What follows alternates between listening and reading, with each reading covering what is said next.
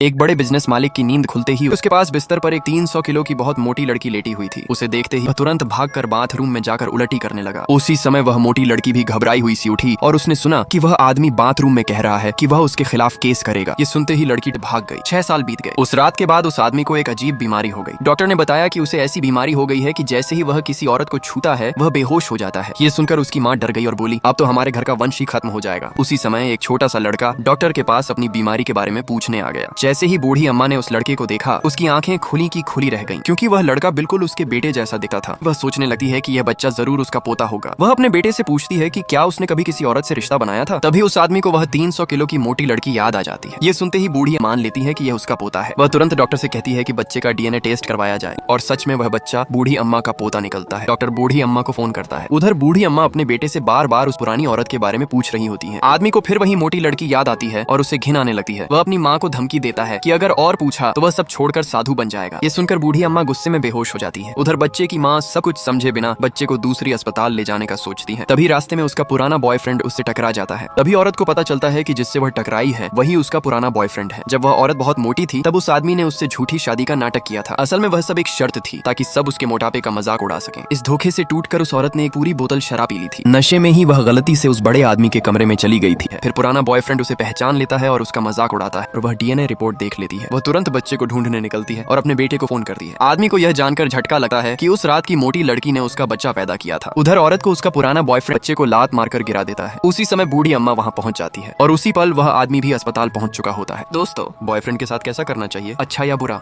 Comment करें।